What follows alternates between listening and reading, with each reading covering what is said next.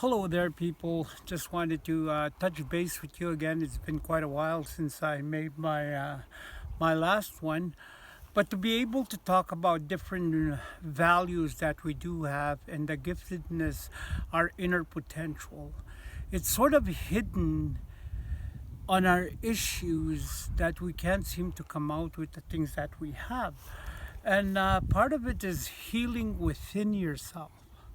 We can pray all we want, but we have to do the footwork ourselves to be able to accomplish what it is that we want to accomplish.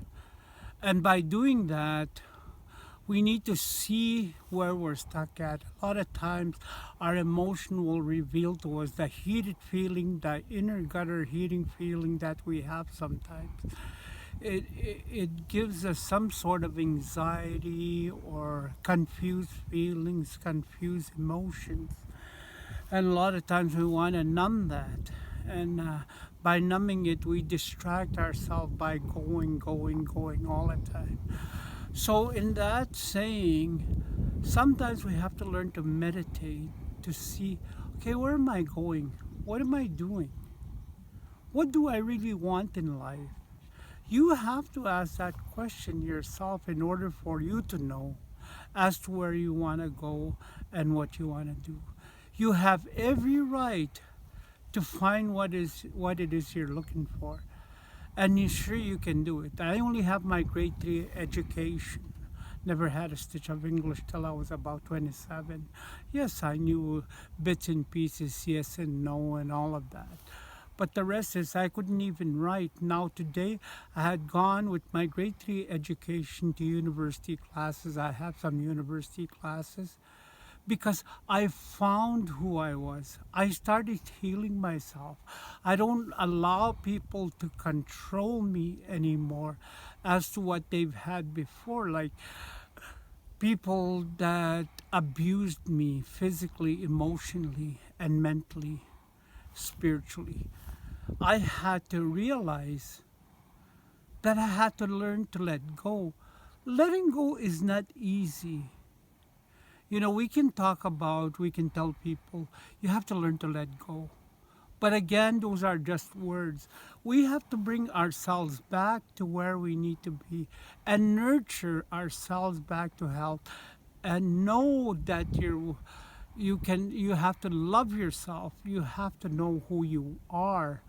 You got to start within that boundary, learning to know that you have the talents and abilities to be able to do that. And you can become anything you want to be. It's the fact that is stopping you is the issues within. It's called an inner secret of another person, holding back your issue because of another person, of how they do things. Learning to begin a channel. I pray lots. I pray for people. But in order for me to release them now, it's up to them when they feel the spirit that moves within to be able to do their groundwork level, to have that solid foundation that they're looking for, to begin to build their building. It's like a carpenter. In order to finish the house that they're fixing, they need to get enough boards, nails, however, whatever it takes, measuring tape, whatever it takes to build that house. That's how we have to do our building as well, to inside our being, cleaning our house, cleaning up, and quit allowing people to control us of who we are, as and quit labeling us. But to be able to say, I can do this. I can work on it.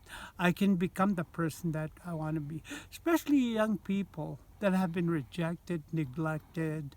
They'll go through an area of alcohol and drugs, substance abuse, and they have no way of finding out unless we guide them safely over to where they need to be. We always say the young people need to respect us. We also, as people, adults, elders, need to respect our younger people and nurture them back to their health. We need to establish ourselves and communicate freely as to what we need to address. And by giving them stress, we guide them safely to find their inner potential, their inner talents, their inner giftedness, to begin their own journey, to pass it over. By giving them electronics and everything, we've covered their minds, because that's where they lose themselves. They're numb to the world, they're numb to themselves. They want to freeze their emotions. They don't come into it. They get really upset when you try to take it away from them. And they get really mad. And you have a hard time, you're battling with your own children. And you were whining and, and also complaining that our children are like this and I can't do this right, I can't, but you can. It takes dedication, commitment to begin to build that, and also the discipline in proper areas so we can begin our journey. Yeah, we can show them prayer. Oh, I prayed, but they also need to hear. And technology won't make them grow, because it's like we're buying their love when they need money, or they'll start having a temper tantrum in stores because they want this game. Newer stuff is coming out. It's more expensive. How can I keep up? You don't have to keep up. All you need to do is show them that they, to have that moral respect of themselves and to love themselves, and you to have that proper love to begin a journey with them, and to solidify their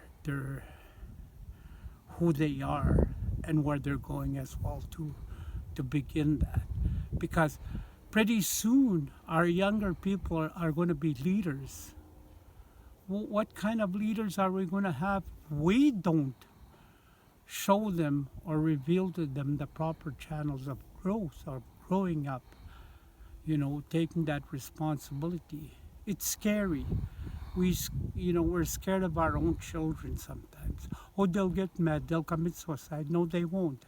It's how we do it, how we nurture them, how we build them up, how do we give them strength, how do we, by activities, doing activities, and having that frisbee again with the little ones, having the picnic and going out, swimming and developing as such. So we gotta have that understanding, just to play with different, like throwing ball, volleyball, going back to where we're interacting with one another rather than freezing ourselves while the parents are holding their phones and everything else. The kids are doing the same thing. So with that, I'd like to leave you with that, and thank you very much for listening to me one more time. Bye.